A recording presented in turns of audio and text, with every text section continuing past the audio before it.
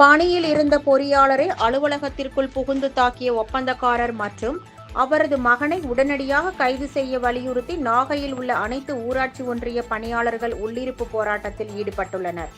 நாகை மாவட்டம் கீழ்வேலூர் ஊராட்சி ஒன்றியத்தில் பொறியாளராக பணியாற்றி வரும் ரமேஷை நேற்று அலுவலகத்தில் இருந்தபோது அத்துமீறி நுழைந்த ஒப்பந்தக்காரரும் அவரது மகனும் தாக்கியதாக கூறப்படுகிறது.